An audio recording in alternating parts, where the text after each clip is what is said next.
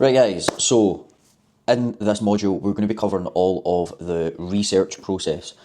Arguably probably the most important process that you're ever going to do, and this should all be done when you very first start working with a brand. Obviously you'll use this as well when you're reaching out to brands as well, but we're just going to go through what it is and all the steps that is going to be in this module. Don't worry, I've got like deep research prompts to do all of this with AI, so that we make sure that we're getting everything fast, that we're getting all of the right information. So you can't create winning ads without knowing exactly who you're talking to. Research isn't like an optional part of this.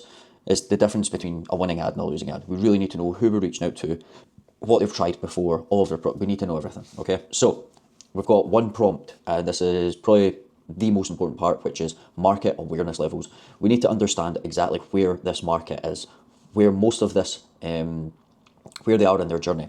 What you'll find is with most of these brands, they're going to be in this section here, the problem aware to solution aware, okay? But we can run ads for all of these sections, right? But I've got a prompt for you, don't need to worry. Now, why this matters is because each level needs different messaging. Unaware needs education, most aware needs urgency. We need to match the research to the creative and to their awareness level. Customer language research, we need to find exactly how they're speaking in reviews, what they've tried before, how they're actually speaking about their problems and their desires. And what we're trying to collect here is the specific phrases, pain points, objections, and desired outcomes in their own words. And I've got a prompt that does all of this for you. The third part is competitor research.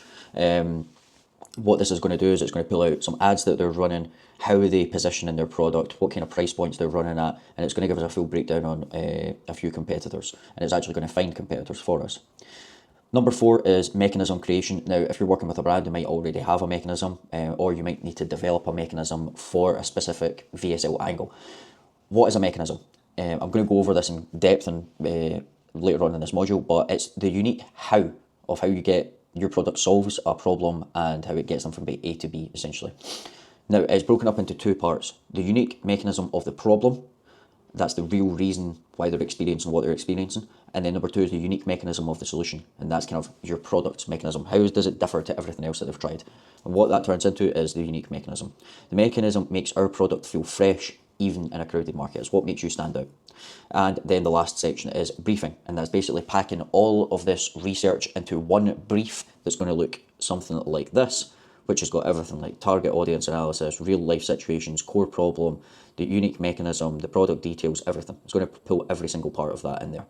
And that is essentially this full module. So yeah, that's pretty much it. I'm going to dive into the next one. We're going to dive into market awareness levels.